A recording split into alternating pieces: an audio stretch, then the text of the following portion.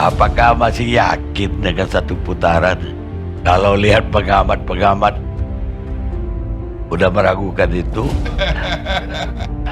Dan bahkan ada yang meramalkan justru 0-1 satu putaran. Ini terbalik-balik. Langsung Farhan ketawa kan.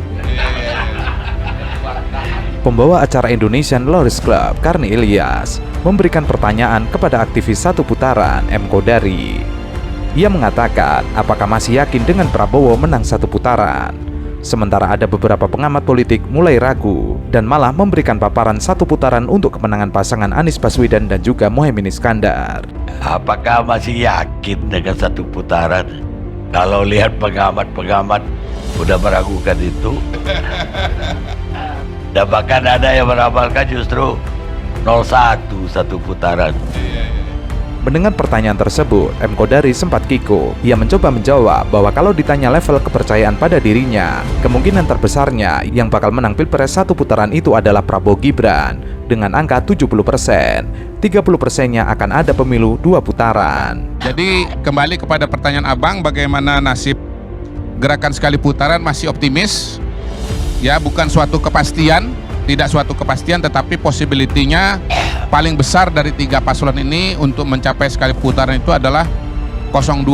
Kalau saya pribadi yang ditanya, level of confidence saya berapa? 70% lah Bang. 30%-nya ini masih dinamis dan karena itu harus diikhtiarkan dan diperjuangkan. Namun lucunya, saat berdialog dengan Burhanuddin Muhtadi, analisa M. Kodari ini langsung diperingatkan. Alasannya, data tersebut berbeda dengan data indikator. Awalnya, M. Kodari menjelaskan dengan percaya diri, undecided pemilih 8%. Jika dibagi secara normal kepada pasangan calon, maka Prabowo Gibran akan memenangi pemilu satu putaran. Dan yang undecided ini kemudian misalnya ya kita buat simulasi statistik, kita distribusikan secara normal, maka undecided sekitar 8% itu ya katakanlah separohnya lari kepada pasangan Prabowo Gibran. Kenapa kemudian separohnya lari ke Prabowo Gibran? Karena kita pakai metode distribusi normal yang dalam prakteknya adalah distribusi proporsional, besar dapat besar, kecil dapat kecil, maka 47 ya, 46,9 ditambah dengan 4% itu ya sudah tembus 50% begitu. Saya katakan peluang sekali putaran 70%, 30%-nya lagi adalah 2 putaran. Ia kembali mengeluarkan opininya. Kepercayaan dirinya terhadap pemilu satu putaran sudah di angka 70%, sementara pemilu 2 putaran di angka 30%. Mendengar hal tersebut, Burhanuddin memberikan catatan kepada M. Kodari, dan itu sifatnya harus diwaspadai. Ada 2 yang menurut saya perlu Bung Kodari waspadai ya. Yang pertama adalah dari data-data kami selama ini ketika melakukan survei pra pemilu, umumnya undecided voters itu dari sisi profil demografi maupun sikap, jadi kalau kita bikin model itu lebih dekat ke anti petahana, jadi nggak bisa diproksimasi secara normal. Umumnya lebih dekat ke mereka yang dipersepsikan publik sebagai penantang ketimbang sebagai petahana. Jadi pertama, selama indikator melakukan survei dari tahun ke tahun, umumnya pemilih undecided biasanya akan memilih pihak yang berseberangan dengan pemerintah atau petahana.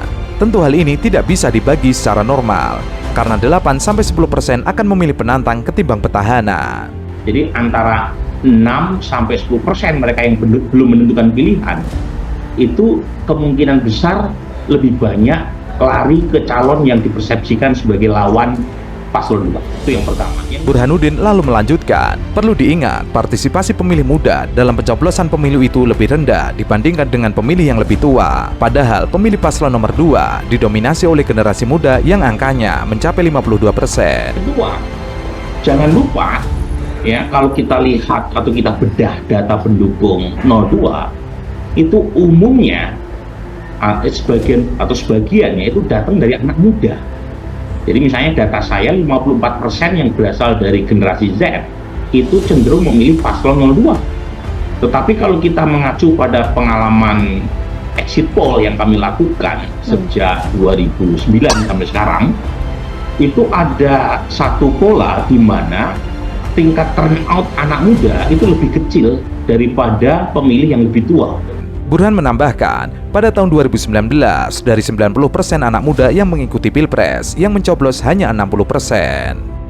Jadi misalnya, tingkat partisipasi di pemilu 2019 itu 81% dalam Pilpres.